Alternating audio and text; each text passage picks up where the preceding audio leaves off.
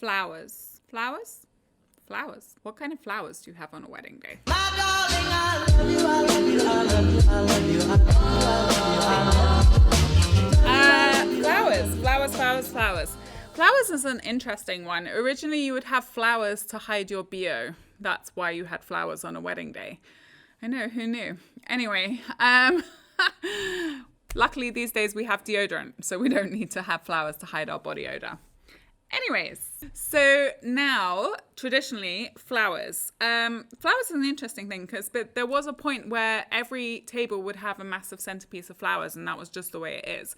Whereas these days, a lot of people opt for slightly different decor for the centerpiece. You obviously can still have incredible flowers for your centerpieces, and florists can make the most amazing centerpieces out of flowers.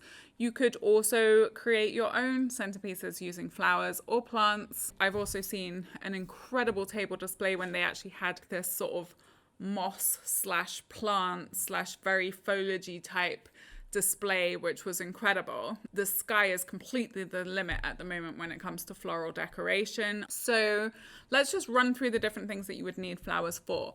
Traditionally, what you would need is a bouquet for the bride. You would need bouquets for the bridesmaids and any flower girls. They could also have a basket with petals in. So there's like a few different options for that. The best man will traditionally have, a flower on his... Which way round? I can't think of. Usually that side, so that would be this side. Groom's flower goes on the left. It's usually slightly different to the rest of the groomsmen and the best man. So the groom will have like something a bit more elaborate in his to indicate that he's the groom. What a lot of people do at the same time, they also acknowledge members of the family that are important, but not the bridal party. So for example, obviously, the father of the bride would have one of those flowers, give one to the father of the groom. You could also give one to any grandfathers, and you could also give one to any brothers, siblings, or any special people that are part of your wedding party, a godfather, maybe something like that. Then for the women, you would get something called a corsage, which is like, again, a flower either would go on the wrist or you can have them made for their dresses. It's quite important, I think, when you do that to think about what they would be wearing, and it's quite nice to have the option of either pinning it or having a magnet. Having both as an option is better than just choosing one, but quite often they'll have like a silk dress or something that's not, pin is not really ideal, which is where the magnet works quite well if you're going to be putting it on their dress. Page boys, again, they might have like little mini boy cute flowers. Yep. Then what you might want to think about is if you're having a church wedding, do you want to have some kind of standing floral arrangement in the church? Do you want things on the pews? It's often worth checking with the churches because a lot of the time they actually do have quite neutral flower displays anyway.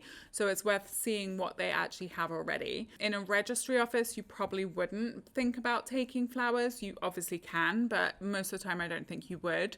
If you were having a venue wedding, then really what you want to look at is their setup and what they have existing and what you would like to add to that. People will go for decorative flower arches, and this is where then I say like to fake it or not to fake it, because particularly with things like flower arches, if you do that with real flowers, that can be super expensive. I've also seen, okay, I digress slightly, but obviously with bouquets, there's so many different ways you can do it. You could have real flowers, you could have fake flowers, you could have brooch bouquet, you could have an ornament bouquet. There's many different ways you could do bouquets these days. I've even seen a candy floss bouquet. So again, the sky's the limit in terms of what you want to have. But often if you are spending a lot of money on an expensive floral bouquet, it's quite nice to have a spare bouquet that the florist can make up for you. It doesn't have to be elaborate at all, but if you wanted to do a bouquet toss, you could then throw that. Alternatively, you could ask one of the bridesmaids and take her bouquet if she's not that interested in keeping it, and you could then throw that. But a lot of the time, bridesmaids do keep their bouquets. There's also these amazing services that you can do these days where as soon as your wedding is finished, you can send off the flowers and they will set them in resin. They'll pick a couple of them out and set them in a beautiful resin. So you actually get a keepsake, whereas before you would hang them and try to dry them and hope that they wouldn't go moldy and gross. And now there's services. You have to obviously pre-book it before your wedding, but there is a service where you are then able to speedily send your flowers off and they'll do their best to sort of save them and put them in resin for you so you can keep them on the ornament on the mantelpiece. If you are having big table displays, what I recommend is, so the flowers don't go to waste, is choose someone on that table and then you just leave them a little note on their seat saying thank you for your help with the wedding. As a sort of gesture of our appreciation, please take the table flowers away with you at the end of the night as like a bouquet for them type thing. Which actually leads me to the next thing, which is flowers are often used as thank yous. During the speeches, you may want to do thank yous, but I think that pretty much covers all the things you would need flowers for on a wedding day. Again, I think one of the most important things is if you are spending a fortune on flowers, think about what you're doing with those flowers at the end of the night. Do you want the venue to put them aside for you for the next day? Do you want them put in water?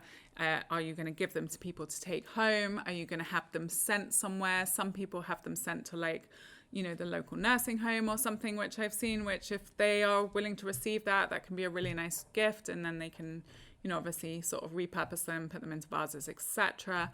Whatever. There's many things you can do with them. But I think that pretty much covers flowers on a wedding day. I don't want to do it. Cheesy smile at the end because Tom said I had to.